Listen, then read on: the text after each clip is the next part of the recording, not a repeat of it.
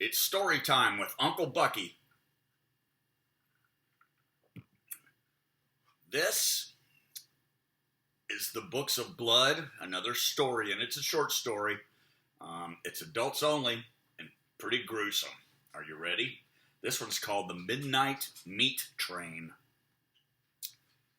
Leon Coughlin was no longer new to the city. The Palace of Delights, he'd always called it in his days of innocence. But that was when he lived in Atlanta, and New York was still kind of a promised land where anything and everything was possible. Now Kaufman had lived 3.5 months in his dream city, and the Palace of Delights seemed less than delightful.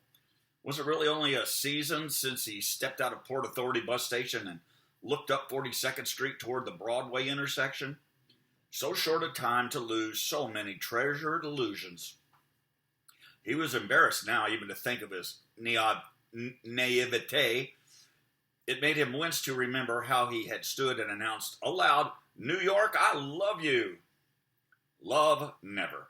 It had been, at best, an infatuation. And now, after only 3 months living with his object of adoration, spending his days and nights in her presence, he had lost her aura of perfection. New York was just a city. He had seen her wake in the morning like a slut and pick murdered men from between her teeth and suicides from the tangles of her hair. He had seen her late at night, her dirty back streets shamelessly courting depravity. He had watched her in the hot afternoon, sluggish and ugly, indifferent to the atrocities that were being committed every hour in her throttled passages. It was no Palace of Delights. It bred death, not pleasure. Everyone he met had brushed with violence. It was a fact of life. It was almost chic to have known someone who had died a violent death. It was proof of living in that city. But Kaufman had loved New York from afar for almost 20 years. He had planned his love affair for most of his adult life. It was not easy, therefore, to shake the passion off, as though he had never felt it. There were still times very early, before the cop sirens began, or at twilight when Manhattan was still a miracle. For those moments and for the sake of his dreams, he still gave her the benefit of the doubt, even when her behavior was less than ladylike. She didn't make such forgiveness easy. In the few months that Kaufman had lived in New York, her streets had been awash with spilled blood. In fact, it was not so much the streets themselves, but the tunnels beneath those streets. Subway slaughter was the catchphrase of the month. Only the previous week, another 3 killings had been reported. The bodies had been discovered in one of the subway cars on the Avenue of the Americas, hacked open and partially disemboweled, as though an efficient abattoir operative had been interrupted in his work. The killings were so thoroughly professional that the police was interviewing every man on the records who had some connection with the butchery trade.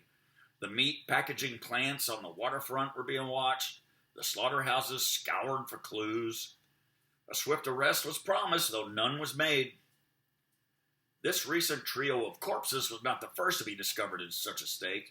The very day that Kaufman had arrived, a story had broken in the Times that was still the talk of every morbid secretary in the office. The story went that a German visitor, lost in the subway system late at night, had come across a body in a train. The victim was a well-built, attractive 30-year-old woman from Brooklyn. She had been completely stripped, every shred of clothing, every article of jewelry, even the studs out of her ears. More bizarre than the stripping was the neat and systematic way in which the clothes had been folded and placed in individual plastic bags on the seat beside the corpse. This was no irrational slasher at work.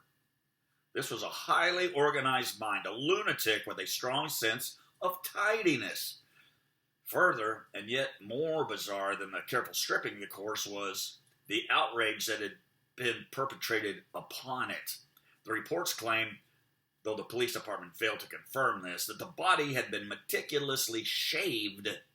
Every hair had been removed, from the head, from the groin, from beneath the arms, all cut and scorched back to the flesh. Even the eyebrows and eyelashes had been plucked out.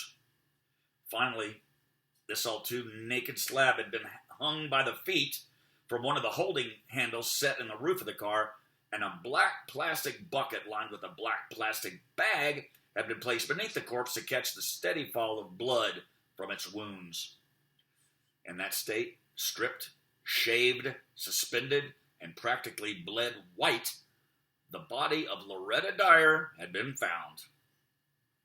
It was disgusting. It was meticulous, and it was deeply confusing.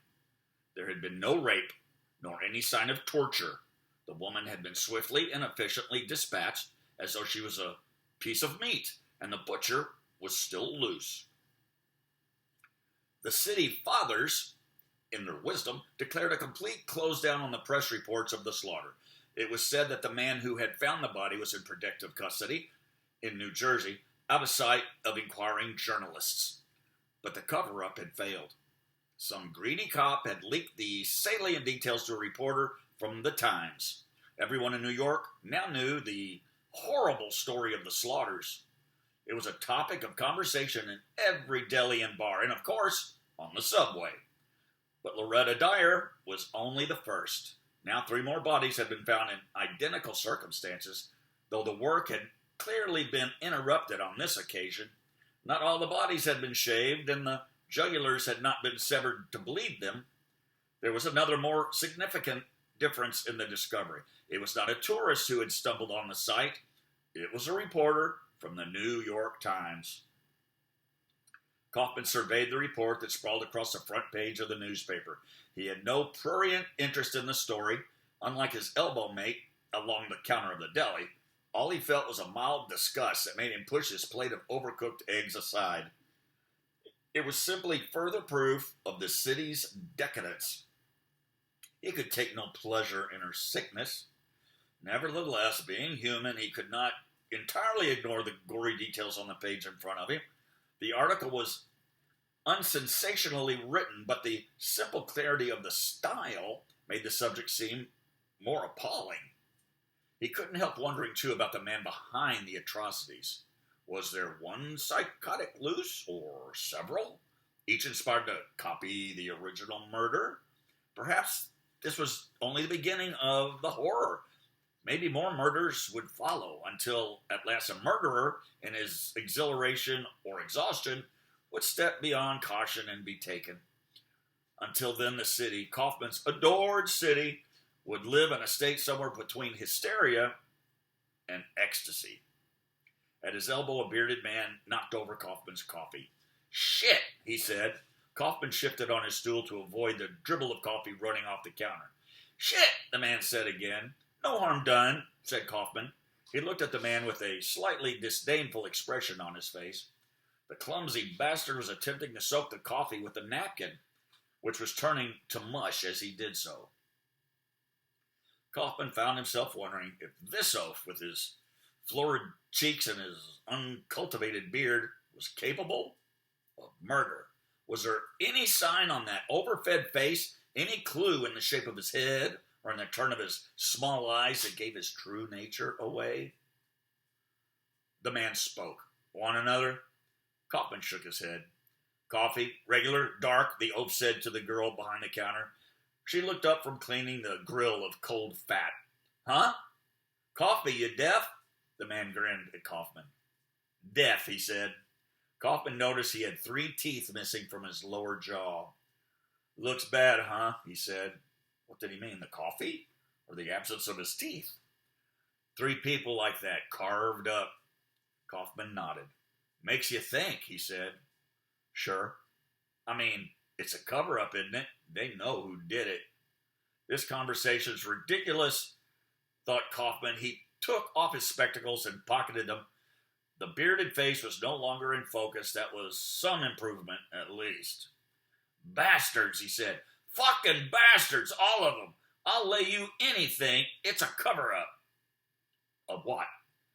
"They got the evidence. They're just keeping us in the fucking dark. There's something out there that's not human." Kaufman understood. It was a conspiracy theory the oaf was trotting out. He had heard them so often, a panacea. See, they do this, all this cloning stuff, and it gets out of hand. They could have They could be growing fucking monsters for all we know. There's something down there they won't tell us about. Cover up. Like I say, lay you anything.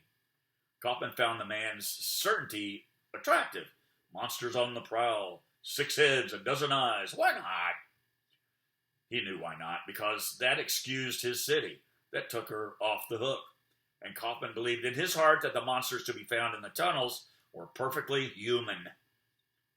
The bearded man threw his money on the counter and got up, sliding his fat bottom off the stained plastic stool.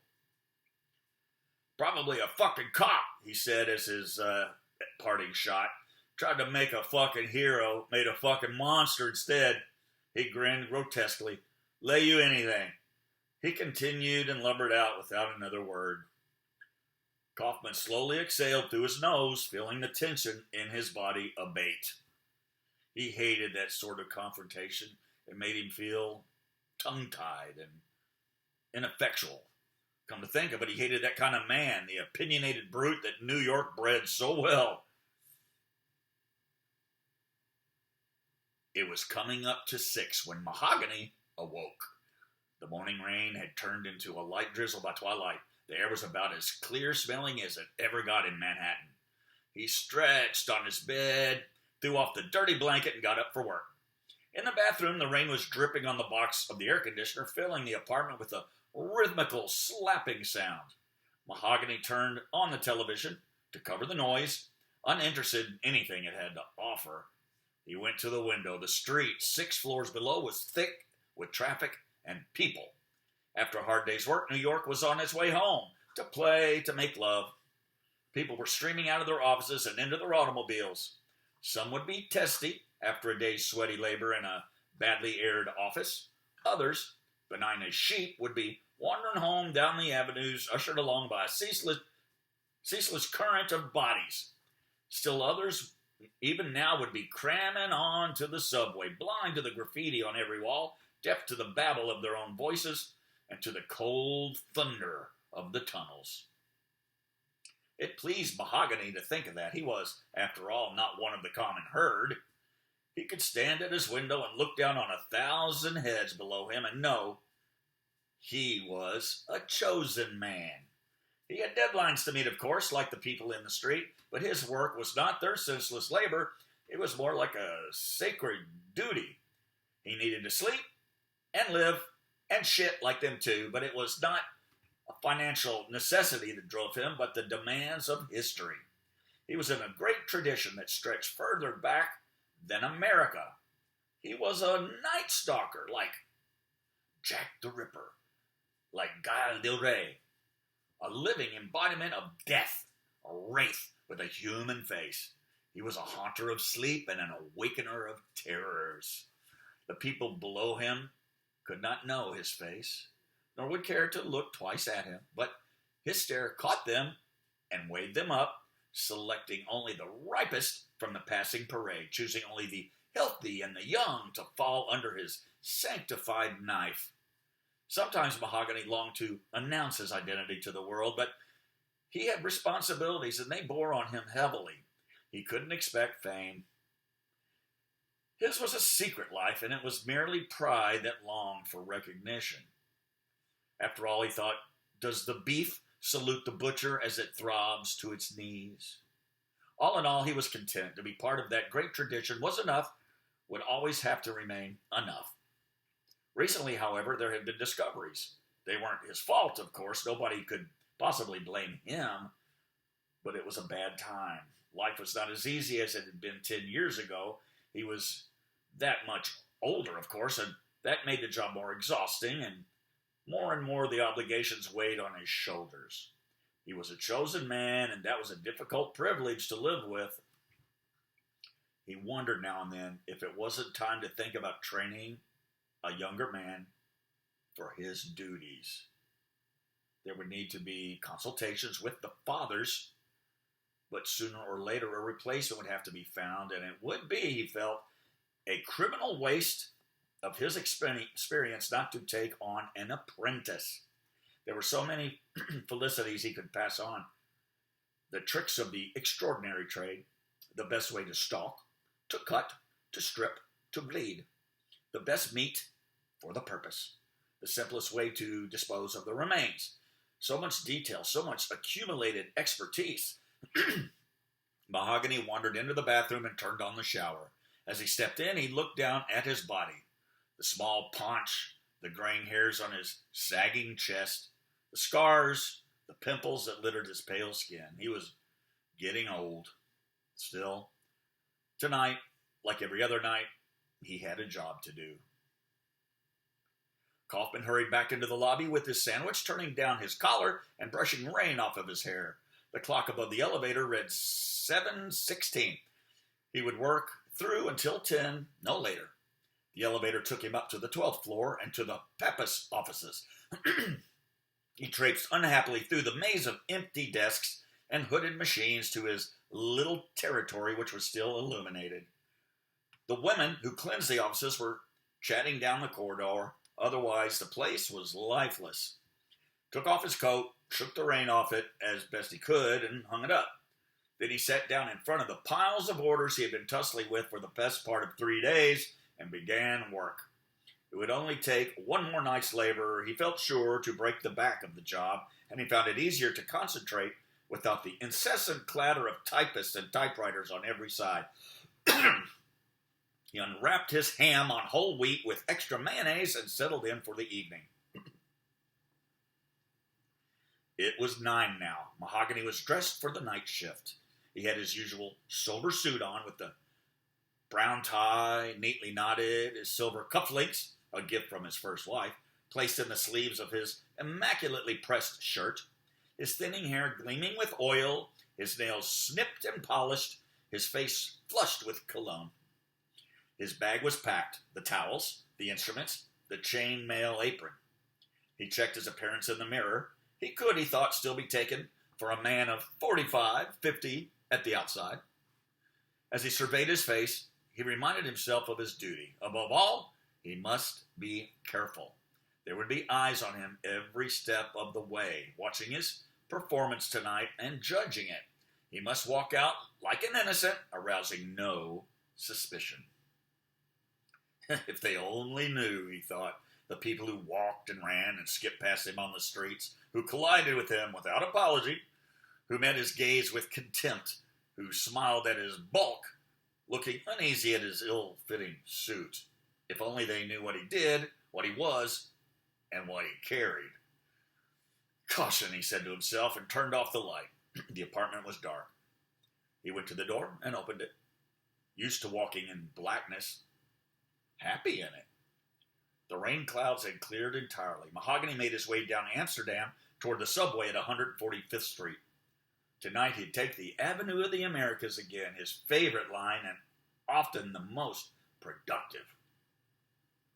Down the subway steps, token in hand, through the automatic gates. The smell of the tunnels was in his nostrils now. Not the smell of the deep tunnels, of course. They had a scent all of their own, but there was reassurance even in the stale electric air of this shallow line. The regurgitated breath of a million travelers circulated in this warren, mingling with the breath of creatures far older, things with voices soft like clay, whose appetites were abominable. How he loved it. The scent, the dark, the thunder. He stood on the platform and scanned his fellow travelers critically. There were 1 or 2 bodies he contemplated following, but there was so much dross amongst them, so few worth the chase. The physically wasted, the obese, the ill, the weary. Bodies destroyed by excess and by indifference. As a professional, it sickened him, though he understood the weakness that spoiled the best of men. He lingered in the station for over an hour, wandering between platforms while the trains came and went, and the people with them. There was so little of quality around it, it was dispiriting. It seemed he had to wait longer and longer every day to find flesh worthy of use. It was now almost 10:30 when he had not seen a single creature who was really ideal for slaughter. No matter, he told himself, there was time yet. Very soon the theater crowd would be emerging. They were always good for a sturdy body or two, the well-fed intelligentsia clutching their ticket stubs and opining on the diversions of art. Oh yes, there'd be something there. If not, and there were nights when it seemed he would never find something suitable, he'd have to ride downtown and corner a couple of lovers out late, or find an athlete or two, fresh one from the gyms. They were always sure to offer good material, except with that such healthy specimens, there was always a risk of resistance. He remembered catching 2 black bucks a year ago or so, with maybe 40 years between them, a father and son perhaps. They had resisted with knives and he had been hospitalized for 6 weeks. It had been a close-fought encounter and one that had set him doubting his skills. Worse, it made him wonder what his masters would have done with him had he suffered a fatal injury. Would he have been delivered to his family in New Jersey and given a decent Christian burial? Or would his carcass have been thrown into the dark for their own use? The headline of the New York Post, discarded on the seat across from him, caught Mahogany's eye. Police all out to catch killer. He couldn't resist a smile. Thoughts of failure, weakness, and death evaporated. After all, he was that man, that killer, and tonight was the night the thought of capture was laughable. After all, wasn't his career sanctioned by the highest possible authorities? No policeman could hold him. No court passed judgment on him. The very forces of law and order that made such a show of his pursuit served his masters no less than he did. He almost wished some two-bit cop would catch him, take him in triumph before the judge, just to see the looks on their faces when the word came up from the dark that Mahogany was a protected man above every law on the statute books. It was now well past 10:30. The trickle of theater goers had begun, but there was nothing likely so far. He'd want to let the rush pass anyway. Just follow 1 or 2 choice pieces to the end of the line. He bided his time like any wise hunter. Kaufman was not finished by 11, an hour after he'd promised himself release, but exasperation and ennui was making the job more difficult, and the sheets of figures were beginning to blur in front of his eyes. At 11:10, he threw down his pen and admitted defeat. He rubbed his hot eyes with the cushions of his palms till his head filled with colors. Fuck it, he said. He never swore in company, but once in a while to say fuck it to himself was a great consolation. He made his way out of the office, damp coat over his arm, and headed for the elevator. His limbs felt drugged and his eyes would scarcely stay open. It was colder outside than he had anticipated, and the air brought him out of his lethargy a little. He walked toward the subway at 34th Street. Catch an express to Far Rockaway, home in an hour. Neither Kaufman nor Mahogany knew it, but at 96th and Broadway, the police had arrested what they took to be the subway killer, having trapped him in one of the uptown trains. A small man of European extraction, wielding a hammer and a saw, had cornered a young woman in the second car and threatened to cut her in half in the name of Jehovah. Whether he was capable of fulfilling this threat was doubtful. As it was, he didn't get the chance. While the rest of the passengers, including 2 Marines, looked on, the intended victim landed a kick to the man's testicles. He dropped the hammer. She picked it up and broke his lower jaw and right cheekbone with it before the Marines stepped in. When the train halted at 96th, the police were waiting to arrest the subway butcher. They rushed the car in a horde, yelling like banshees and scared as shit. The butcher was lying in one corner of the car with his face in pieces. They carted him away triumphant. The woman, after questioning, went home with the Marines. It was to be a useful diversion, though Mahogany couldn't know it at the time. It took the police the best part of the night to determine the identity of their prisoner, chiefly because he couldn't do more than drool through his shattered jaw.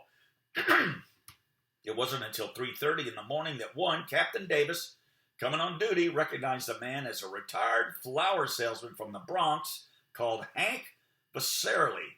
Hank, it seemed, was regularly arrested for threatening behavior and indecent exposure, all in the name of Jehovah. Appearances deceived. He was about as dangerous as the Easter Bunny. This was not the subway slaughterer. But by the time the cops had worked that out, Mahogany had been about his business a long while.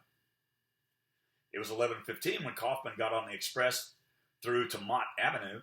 He shared the car with two other travelers. One was a middle-aged black woman in a purple coat, the other a pale, acne-ridden adolescent who was staring at the "Kiss My White Ass" graffiti on the ceiling with spaced-out eyes. Kaufman was in the first car. He had a journey of 35 minutes duration lying ahead of him. He let his eyes slide closed, reassured by the rhythmical rocking of the train. It was a tedious journey, and he was tired. He didn't see the lights flicker off in the second car. He didn't see Mahogany's face either, staring through the door between the cars, looking through for some more meat. At 14th Street, the black woman got out. Nobody got in. Kaufman opened his eyes briefly, taking in the empty platform at 14th, and shut them again. The doors hissed closed. He was drifting in that warm somewhere between awareness and sleep, and there was a fluttering of nascent dreams in his head. It was a good feeling. The train was off again, rattling down into the tunnels. Maybe, at the back of his dozing mind, Kaufman half registered that the doors between the second and first cars had been slid open. Maybe he smelled the sudden gush of tunnel air and registered that the noise of wheels was momentarily louder. But he chose to ignore it. Maybe even heard the scuffle as Mahogany subdued the youth with the spaced-out stare, but the sound was too distant, and the promise of sleep was too tempting. He drowsed on. For some reason, his dreams were of his mother's kitchen. She was chopping turnips and smiling sweetly as she chopped. He was only small in his dream and was looking up at her radiant face while she worked. Chop, chop, chop. His eyes jerked open. His mother vanished. The car was empty and the youth was gone. How long had he been dozing? He hadn't remembered the train stopping at West 4th Street. He got up, his head full of slumber, and almost fell over as the train rocked violently. It seemed to have gathered quite a substantial head of speed. Maybe the driver was keen to be home. Wrapped up in the bed with his wife, they were going at a fair lick. In fact, it was bloody terrifying. There was a blind drawn down over the window between the cars, which hadn't been down before, as he remembered. A little concern crept into Kaufman's sober head. Suppose he'd been sleeping a long while and the guard had overlooked him in the car? Perhaps they'd passed Far Rockaway and the train was now speeding on its way to wherever they took the trains for the night. Fuck it, he said aloud. Should he go forward and ask the driver? It was such a bloody idiot question to ask. Where am I? At this time of night, he was likely to get more than a stream of abuse by way of reply. Then the train began to slow. A station. Yes, a station. The train emerged from the tunnel and into the dirty light of the station at West 4th Street. He had missed no stops. So where'd the boy have gone? He either ignored the warning on the car wall forbidding transfer between the cars while in transit, or else he'd gone into the driver's cabin up front, probably between the driver's legs. Even now, Kaufman thought, his lip curling. It wasn't unheard of. This was the Palace of Delights, after all, and everyone had the right to a little love in the dark. Kaufman shrugged to himself. What did he care where the boy had gone? The doors closed. Nobody had boarded the train. It shunted off from the station, the lights flickering as it used a surge of power to pick up some speed again. Kaufman felt the desire for sleep come over him afresh, but the sudden fear of being lost had pumped adrenaline into his system, and his limbs were tingling with nervous energy. His senses were sharpened too.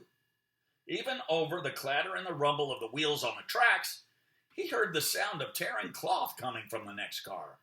Was someone tearing their shirt off? He stood up, grasping one of the straps for balance. The window between the cars was completely curtained off, but he stared at it, frowning, as though he might suddenly discover X-ray vision. The car rocked and rolled. It was really traveling again. Another ripping sound. Was it rape? With no more than a mild voyeuristic urge, he moved down the seesawing car toward the intersecting door, hoping there might be a chink in the curtain.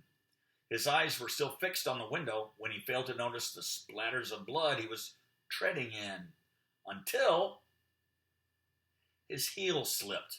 He looked down. The stomach almost saw the blood before his brain, and the ham on whole wheat was halfway up his gullet, catching in the back of his throat. Blood! He took several large gulps of stale air and looked away back at the window. His head was saying, blood. Nothing would make that word go away. There was no more than a yard or two between him and the door now. He had to look. There was blood on his shoe and a thin trail to the next car, but he still had to look. He had to. He took 2 more steps to the door and scanned the curtain, looking for a flaw in the blind. A pulled thread in the weave would be sufficient. There was a tiny hole. He glued his eye to it. His mind refused to accept what his eyes were seeing beyond the door. It rejected the spectacle as preposterous as a dreamed sight. His reason said it couldn't be real, but his flesh knew that it was. His body became rigid with terror. His eyes, unblinking, could not close off the appalling scene through the curtain. He stayed at the door while the train rattled on, while his blood drained from his extremities and his brain reeled from the lack of oxygen. Bright spots of light flashed in front of his vision, blotting out the atrocity. And then he fainted. He was unconscious when the train reached J Street. He was deaf to the driver's announcement that all travelers beyond that station would have to change trains. Had he heard this, he would have questioned the sense of it. No trains disgorged all their passengers at J Street. The line ran to Mott Avenue via the Aqueduct racetrack past JFK Airport. He would have asked what kind of train this could be, except that he already knew. The truth was hanging in the next car. It was smiling contentedly to itself from behind a bloody chainmail apron. This was the midnight meat train. There's no accounting for time in a dead faint. It could have been seconds or hours that passed before Kaufman's eyes flickered open again, and his mind focused on his newfound situation. He lay under one of the seats now, sprawled along the vibrating wall of the car, hidden from view. Fate was with him so far, he thought. Somehow the rocking of the car must have jockeyed his unconscious body out of sight. He thought of the horror in Car 2 and swallowed back vomit. He was alone. Wherever the guard was, murdered perhaps, there was no way he could call for help. And the driver, was he dead at the controls? Was the train even now hurtling through an unknown tunnel? A tunnel without a single station to identify it toward its destruction? And if there was no crash to be killed in, there was always the butcher, still hacking away a door's thickness from where Kaufman lay. Whichever way he turned, the name on the door was death. The noise was deafening, especially lying on the floor. Kaufman's teeth were shaking in their sockets, and his face felt numb with the vibration. Even his skull was aching. Gradually, he felt strength seeping back into his exhausted limbs. He cautiously stretched his fingers and clenched his fists to set the blood flowing back there again. And as the feeling returned, so did the nausea. He kept seeing the grisly brutality of the next car.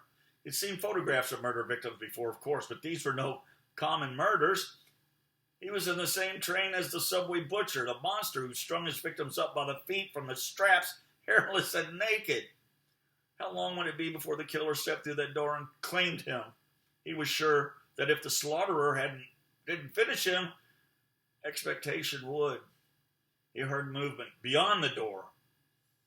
Instinct took over. Kaufman thrust himself further under the seat and tucked himself up onto a tiny ball with his sick white face to the wall. Then he covered his head with his hands and closed his eyes so tightly as a child in terror of the boogeyman.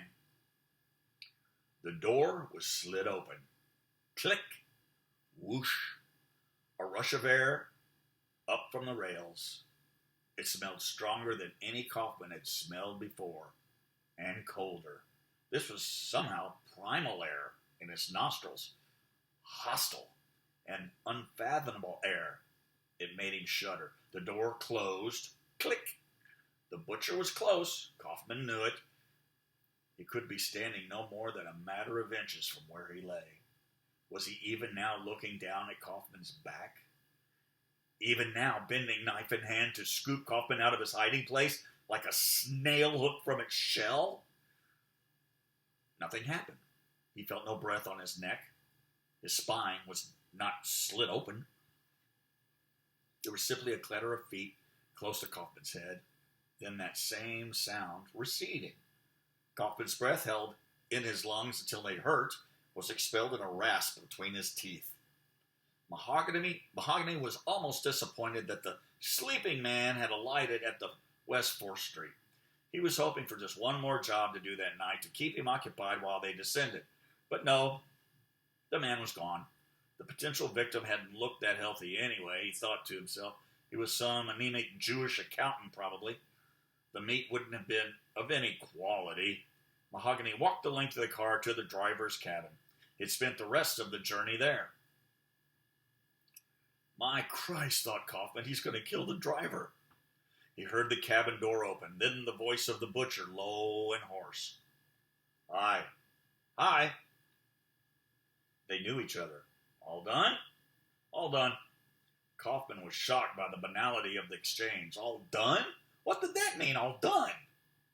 He missed the next few words as the train hit a particularly noisy section of track. Kaufman couldn't resist looking no longer.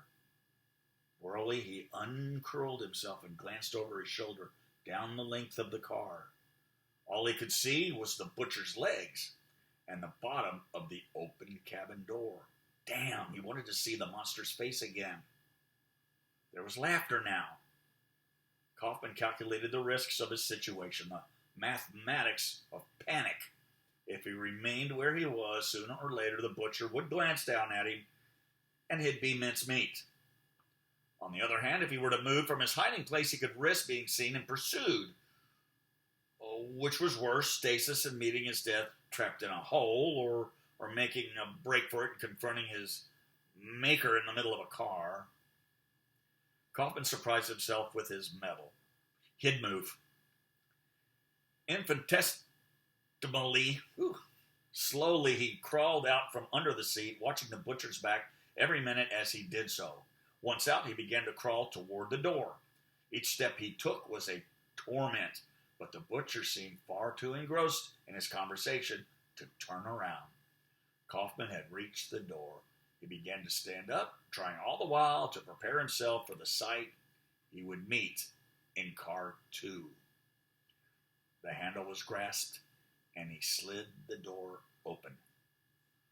The noise of the rails increased, and a wave of dank air, staking of nothing on earth, came up at him. Surely the butcher must hear or smell. Surely he must turn. But no, Kaufman skinned his way through the slit he had opened, and so through into the bloody chamber beyond. Relief made him careless. He failed to latch the door properly behind him, and it began to slide open with the buffeting of the train. Mahogany put his head out of the cabin and stared down the car toward the door. What the fuck's that? Said the driver. Didn't close the door properly, that's all. Kaufman heard the butcher walking toward the door. He crouched, a ball of consternation, against the intersecting wall, suddenly aware of how full his bowels were. The door was pulled closed from the other side, and the footsteps receded again. Safe? For another breath, at least. Kaufman opened his eyes, steeling himself for the slaughter pen in front of him. There was no avoiding it. It filled every one of his senses, the smell of opened entrails, the sight of the bodies, the feel of fluid on the floor under his fingers, the sound of the straps creaking beneath the weight of the corpses, even the air tasting salty with blood. It was with death, absolutely, in that cubby hole, hurtling through the dark. But there was no nausea now. There was no feeling left but a casual revulsion. He even found himself peering at the bodies with some curiosity. The carcass closest to him was the remains of the pimply youth he'd seen in car 1. The body hung upside down, swinging back and forth to the rhythm of the train, in unison with its 3 fellows, an obscene danse macabre. Its arms dangled loosely from the shoulder joints into which gashes an inch or 2 deep had been made, so the bodies would hang more neatly. Every part of the dead kid's anatomy was swaying hypnotically. His tongue hanging from the open mouth, the head lolling on its slit neck, even the youth's penis flapped from side to side on his plucked groin. The head wound and the open jugular still pulsed blood into a black bucket. There was an elegance about the whole sight. The was the sign of a job well done. Beyond that body were the strung-up corpses of 2 young white women and a darker-skinned male. Kaufman turned his head on one side to look at their faces. They were quite blank. One of the girls was a beauty. He decided the male had been Puerto Rican. All were shorn of their head and body hair. In fact, the air was still pungent with the smell of the shearing. Kaufman slid up the wall out of the crouching position, and as he did so, one of the women's bodies turned around, presenting a dorsal view. He was not prepared for this last horror. The meat of her back had been entirely cleft open from neck to buttock, and the muscle had been peeled back to expose the glistening vertebrae. It was the final triumph of the butcher's craft. Here they hung, these shaved, bled, slit slabs of humanity opened up like fish and ripe for devouring. Kaufman almost smiled at the perfection of its horror. He felt an offer of insanity tickling the base of his skull, tempting him into oblivion, promising a blank indifference to the world. He began to shake uncontrollably. He felt his vocal cords trying to form a scream. It was intolerable, and yet to scream was to become, in a short while, like the creatures in front of him. "Fuck it," he said more loudly than he had intended. Then, pushing himself off from the wall, he began to walk down the car between the swaying corpses, observing the nice, neat piles of clothes and belongings that sat on the seats beside their owners. Under his feet, the floor was sticky with drying bile. Even with his eyes closed to cracks, he could see the blood on the buckets too clearly. It was thick and heady, flecks of grit turning in it. He was past the youth now and could see the door into car 3 ahead. All he had to do was run this gauntlet of atrocities. He urged himself on, trying to ignore the horrors and concentrate on the door that would lead him back into sanity. He was past the first woman. A few more yards, he said to himself, 10 steps at most, less if he walked with confidence. Then the lights went out. "Jesus Christ," he said. The train lurched and Kaufman lost his balance. In the utter blackness, he reached out for support and his flailing arms encompassed the body beside him. Before he could prevent himself, he felt his hands sinking into the lukewarm flesh and his fingers grasping the open edge of muscle on the dead woman's back, his fingertips touching the bone of her spine. His cheek was laid against the bald flesh of the thigh. He screamed, and even as he screamed, the lights flickered back on. And as they flickered back on and his scream died, he heard the noise of the butcher's feet approaching down the length of car 1 toward the intervening door. He let go of the body he was embracing. His face was smeared with blood from her leg. He could feel it on his cheek like war paint. The scream had cleared Kaufman's head, and he suddenly felt released into a kind of strength. There would be no pursuit down the train. He knew that. There would be no cowardice. Not now. This was going to be a primitive confrontation. 2 human beings face to face, and there could be no trick. None that he couldn't contemplate using to bring his enemy down. This was a matter of survival, pure and simple. The door handle rattled. Kaufman looked around for a weapon, his eyes steady and calculating.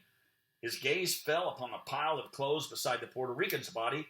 There was a knife there, living amongst the rhinestone rings and the imitation gold chains. A long-bladed, immaculately clean weapon, probably the man's pride and joy. Reaching past the well-muscled body, Kaufman plucked the knife from the heap. It felt good in his hand. In fact, it felt positively thrilling. The door was opening, and the face of the slaughterer came into view. Kaufman looked down the abattoir at Mahogany. He was not terribly fearsome, just another balding, overweight man of 50. His face was heavy and his eyes deep set. His mouth was rather small and delicately lipped. In fact, he had a woman's mouth.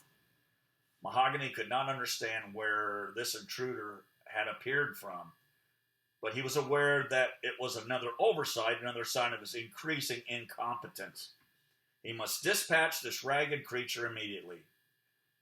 After all, they could not be more than a mile or two from the end of the line. He must cut the little man down and have him hanging up by his heels before they reached their destination.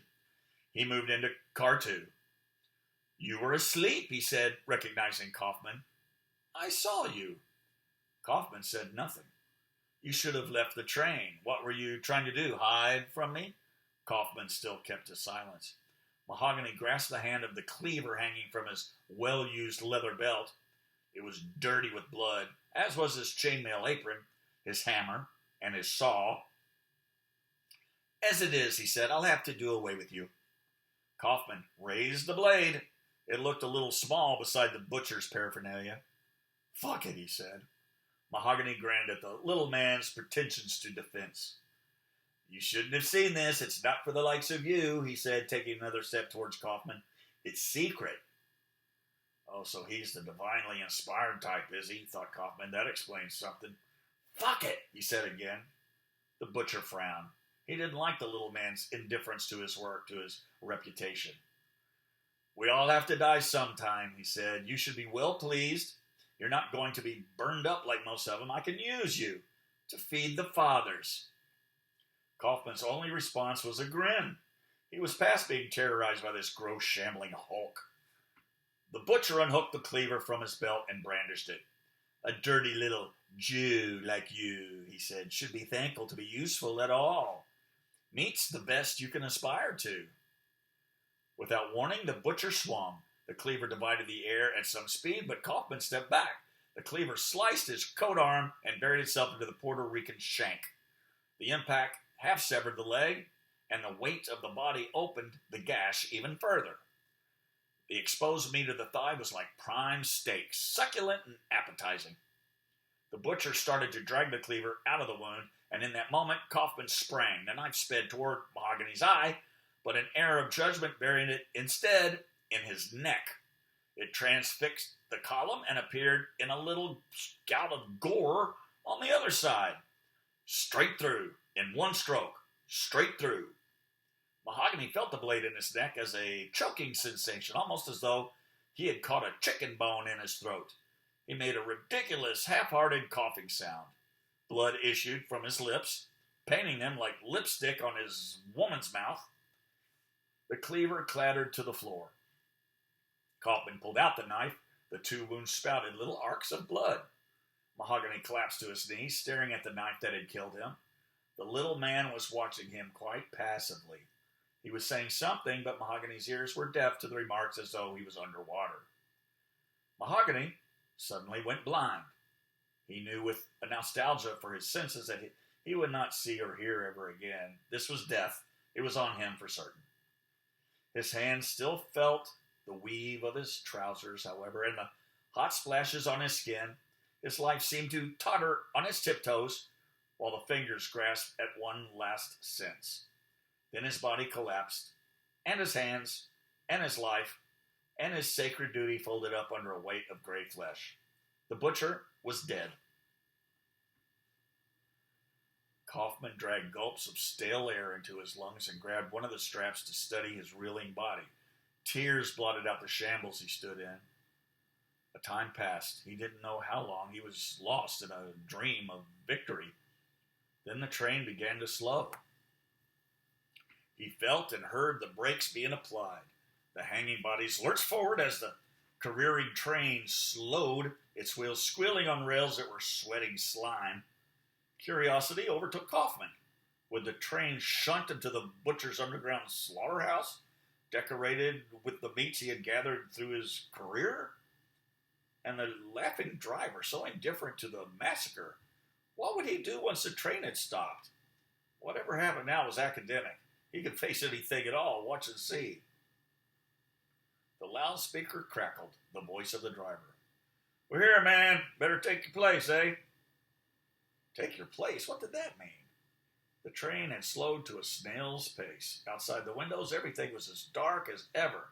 The lights flickered, then went out. This time, they didn't come back on. Kaufman was left in total darkness.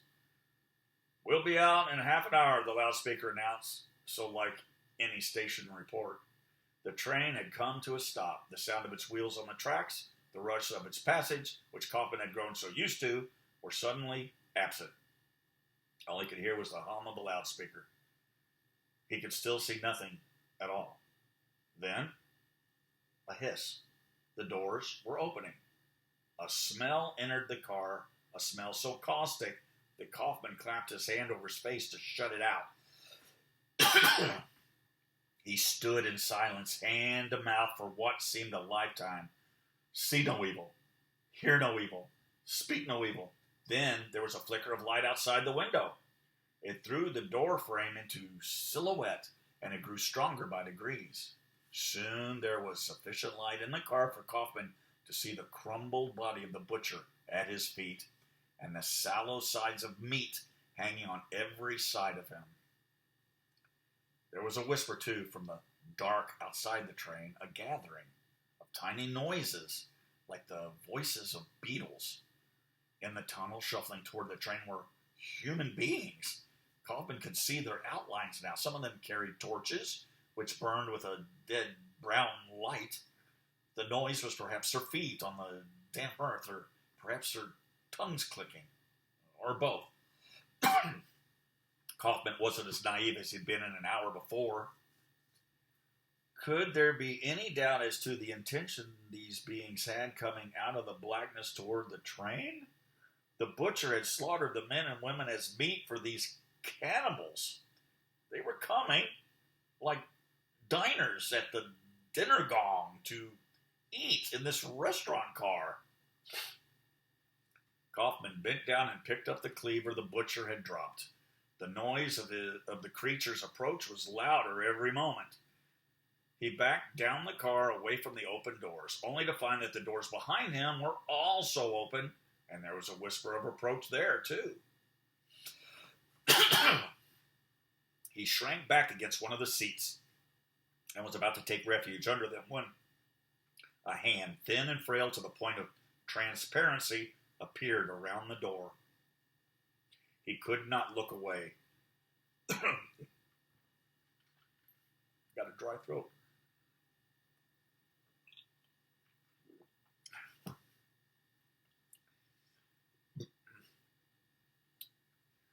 He could not look away, not that terror froze him as it had in the window. He simply wanted to watch. The creature stepped into the car. The torches behind it threw its face into shadow, but its outline could be clearly seen. There was nothing very remarkable about it. It had 2 arms and 2 legs, as he did. Its head was not abnormally shaped. The body was small, and the effort of climbing into the train made its breath coarse. It seemed more geriatric than psychotic. Generations of fictional man-eaters had not prepared him for its distressing vulnerability. Behind it, similar creatures were appearing out of the darkness, shuffling into the train. In fact, they were coming in at every door. Kaufman was trapped. He weighed the cleaver in his hands, getting the balance of it, ready for the battle with these antique monsters.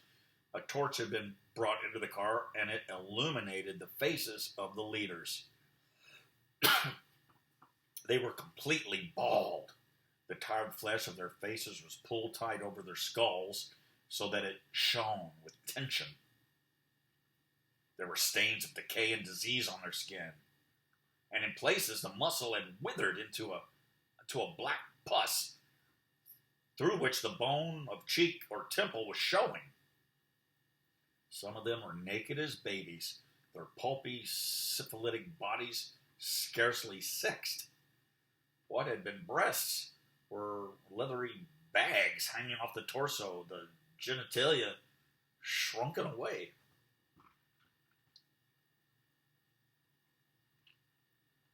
Worse sights than the naked amongst them were those who wore a veil of clothes. It soon dawned on Kaufman that the rotting fabric slung around their shoulders or knotted about their midriffs was made of human skins. Not one, but a dozen or so, heaped haphazardly on top of each other like pathetic trophies. The leaders of this grotesque meal line had reached the bodies now, and the gracile hands were laid upon the shanks of meat and were running up and down the shaved flesh in a manner that suggested a sensual pleasure. Tongues were dancing out of mouths, flecks of spittle landing on the meat.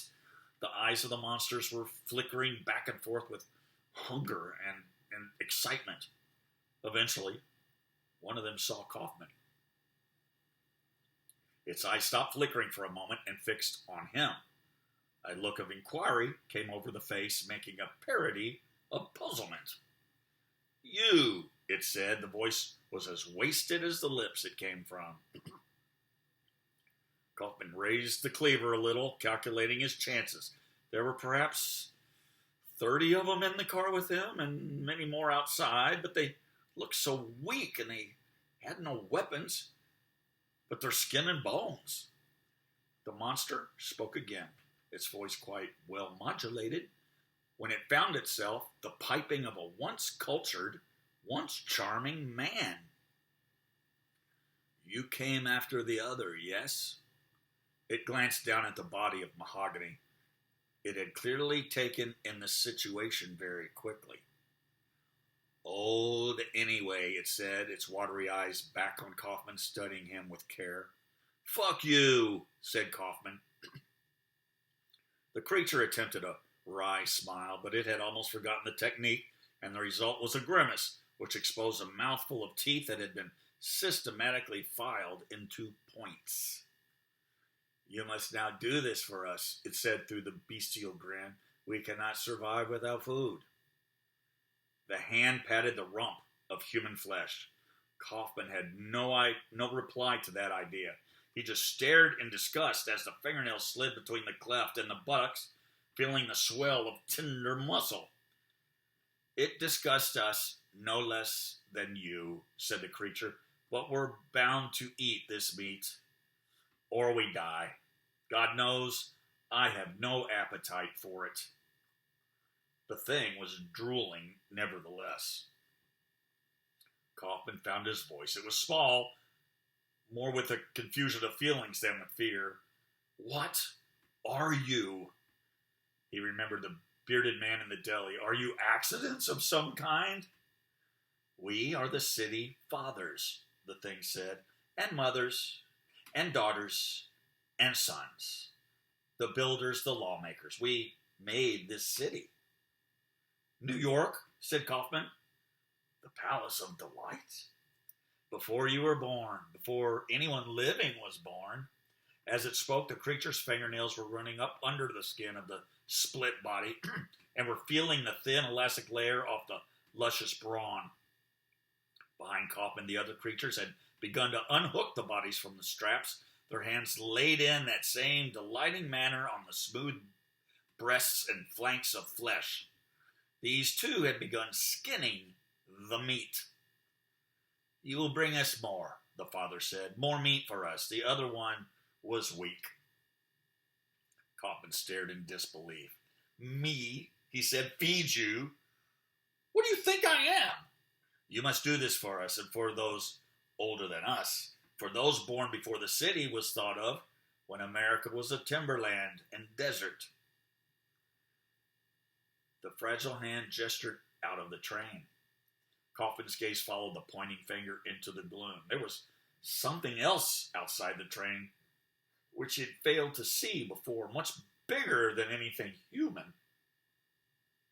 The pack of creatures parted to let Kaufman through, so that he could inspect more closely whatever it was that stood outside, but his feet would not move. "Go on," said the father. Kaufman thought of the city he'd loved. Were these really its ancients, its philosophers, its creators? He had to believe it.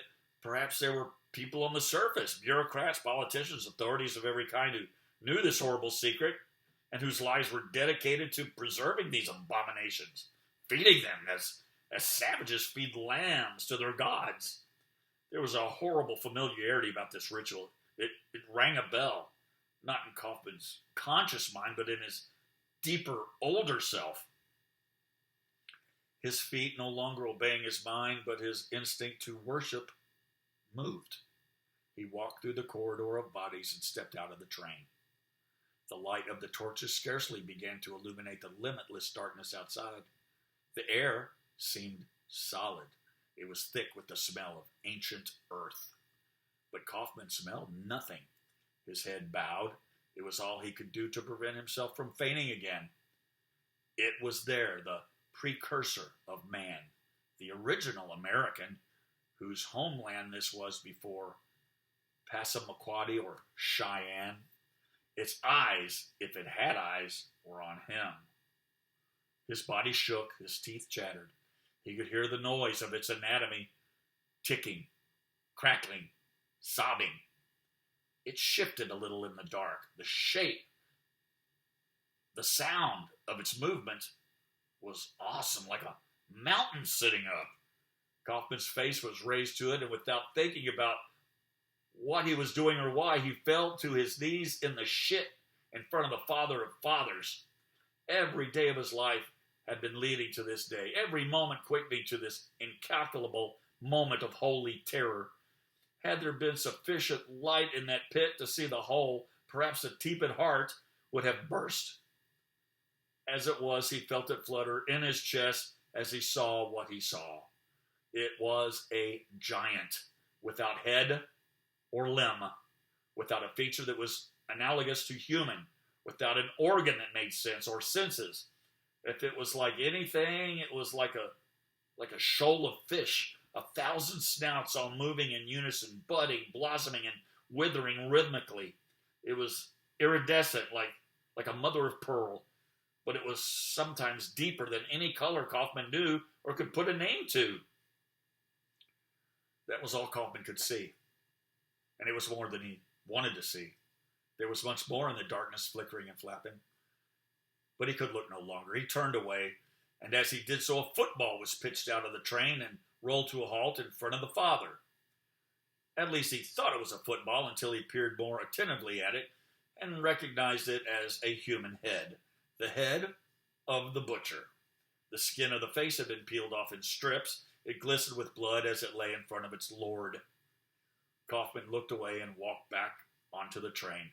Every part of his body seemed to be weeping, but his eyes. They were too hot with the sight behind him. They boiled his tears away. Inside, the creatures had already set about their supper. One he saw was plucking blue sweet morsel of a woman's eye out of the socket.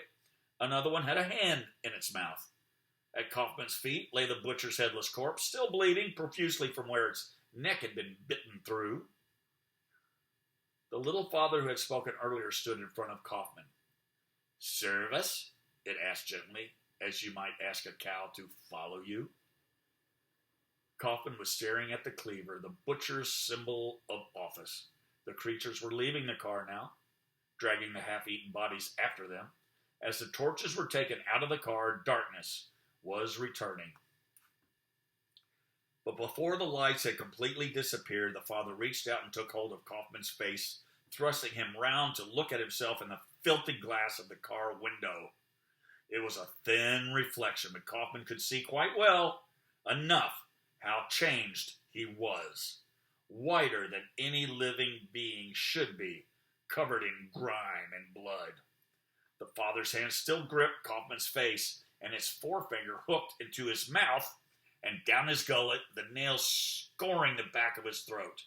Kaufman gagged on the intruder, but had no will left to repel the attack. "Serve," said the creature, "in silence." Too late, Kaufman realized the intention of the fingers. Suddenly his tongue was seized tight and twisted on the root. Kaufman, in shock, dropped the cleaver. He tried to scream, but no sound came. Blood was in his throat. He heard his flesh tearing and agonies convulsed him. Then the hand was out of his mouth, and the scarlet spittle-covered fingers were in front of his face with his tongue, held between thumb and forefinger. Kaufman was speechless. "Serve," said the father, and stuffed the tongue into his own mouth, chewing on it with evident satisfaction. Kaufman fell to his knees, spewing up his sandwich. The father was already shuffling away into the dark. The rest of the ancients had disappeared into their warren for another night. The loudspeaker crackled. "Home," said the driver. The doors hissed closed, and the sound of power surged through the train. The lights flickered on, then off again, then on. The train began to move. Kaufman lay on the floor, tears pushing down his face, tears of discomfiture and of resignation. He would bleed to death, he sighed, where he lay. It wouldn't matter if he died. It was a foul world anyway. The driver woke him. He opened his eyes. The face that was looking down at him was black and not unfriendly. It grinned. Kaufman tried to say something, but his mouth was sealed up with dried blood. He jerked his head around like a driveler trying to spit out a word, but nothing came but grunts. He wasn't dead. He hadn't bled to death. The driver pulled him to his knees, talking to him as though he were a 3-year-old. "You got a job to do, my man. They're very pleased with you." The driver had licked his fingers and was rubbing Kaufman's swollen lips, trying to part them. "Lots to learn before tomorrow night." Lots to learn. Lots to learn. He led Kaufman off the train. They were in no station he had ever seen before. It was white-tiled and absolutely pristine. A station keeper's nirvana. No graffiti disfigured the walls. There were no token booths. But then there were no gates and no passengers either. This was a line that provided only one service. The meat train. A morning shift of cleaners were already busy hosing the blood off the seats and the floor of the train. Somebody was stripping the butcher's body in preparation for dispatch to New Jersey. All around Kaufman, people were at work. A rain of dawn light was pouring through a grating in the roof of the station. Motes of dust hung in the beams, turning over and over. Kaufman watched them entranced. He hadn't seen such a beautiful thing since he was a child. Lovely dust, over and over, and over, and over. The driver had managed to separate Kaufman's lips. His mouth was too wounded for him to move it, but at least he could breathe easily, and the pain was already beginning to subside. The driver smiled at him, then turned to the rest of the workers in the station. "I'd like to introduce Mahogany's replacement, our new butcher," he announced. The workers looked at Kaufman. There was a certain deference in their faces, which he found appealing. Kaufman looked up at the sunlight, now falling all around him. He jerked his head, signifying that he wanted to go up into the open air. The driver nodded and led him up a steep flight of steps through an alleyway and so out onto the sidewalk. It was a beautiful day. The bright sky over New York was streaked with filaments of pale pink cloud, and the air smelled of morning. The streets and avenues were practically empty. At a distance, an occasional cab crossed an intersection, its engine a whisper. A runner sweated past on the other side of the street. Very soon, these same deserted sidewalks would be thronged with people. The city would go about its business in ignorance, never knowing what it was built upon or what it owed its life to. Without hesitation, Kaufman fell to his knees and kissed the dirty concrete with his bloody lips, silently swearing his eternal loyalty to its continuance. The Palace of Delights received the adoration without comment. Pretty gross, huh? The end. Clive Barker. I met him once. After I read all these books, the books of blood, I bought a book of his called Weave World, which was more of a fantasy thing, and he had a book signing. This is when I lived in California. Got in line, just met him. No big story. Now, if you'd like to tip your storyteller, it is absolutely not necessary. I'm going to start saying that. But if you do, it's greatly appreciated. I'm semi-retired, earlier than I wanted to be. So I figured this would be a fun way to just do something. And here's the way I got it ready. So if you can see that, there's a PayPal and a Venmo. And if you'd like to if you enjoyed it and like to maybe put $1 down or enough for a cup of coffee, I'd appreciate it. We're back to Kill a Mockingbird tomorrow.